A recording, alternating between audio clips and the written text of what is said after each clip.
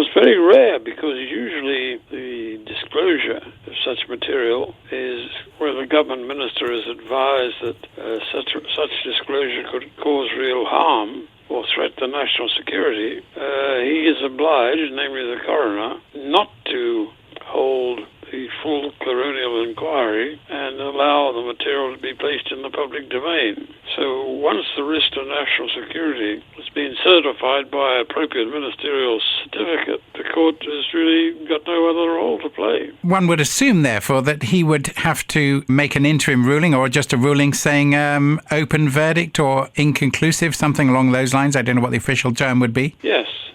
He won't be able to examine in public the reason for his decision not to hold a proper inquiry, and once he made that decision and taken that course, that will be the end of the matter. In your experience watching matters to do with espionage over your long career, are there any parallels with any other sort of cases that have come to public attention like this? Yes, there are. I mean, in the Blake case, the court withheld information that it thought might endanger national security. While the court has decided in this case that national security is endangered, then I don't know. I mean, that's kept secret.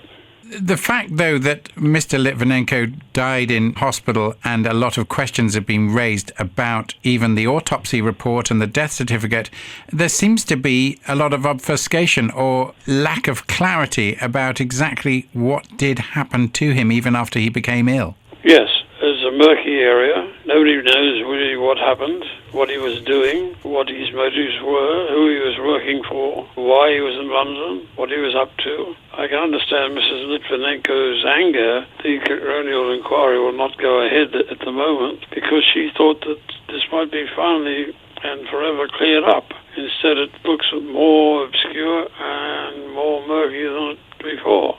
It's also unusual, isn't it, in terms of British proceedings, for the Foreign Secretary to come out and make statements acknowledging that there are things he wishes to be kept secret, is it not? Yes, I think he was forced to do that because of the demand by Mrs. Litvinenko and by the general public to know what really went on. I mean, here is this man in London with polonium, carrying polonium, polluting public places wherever he went, and nobody quite knows who he was working for, what he was up to, and why he was carrying this material. Do you think that this is potentially embarrassing for the government? I mean, is that the most likely reason for them wanting to keep information secret? Or is it genuinely that there are things here which the public just should not know about? I mean, what do you make of that argument? Well, I believe that in open government and that open decisions openly arrived at. And one must ask the question, what is the government trying to hide? I think that one thing that it's most desperately anxious to conceal is Mr. Litvinenko's relationship with British intelligence.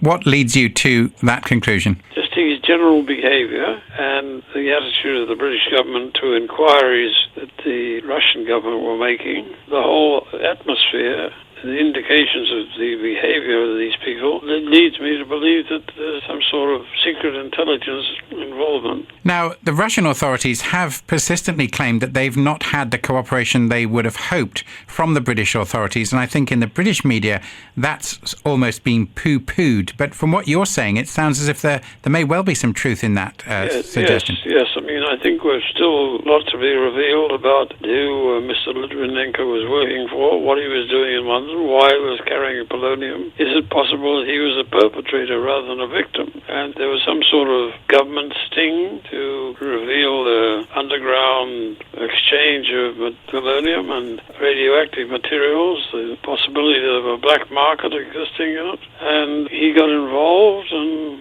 it's all since then become very murky and difficult to decide where the truth lies. But given your experience of intelligence matters over the years, I mean, that sort of theory wouldn't surprise you? No, it wouldn't have surprised me in the least.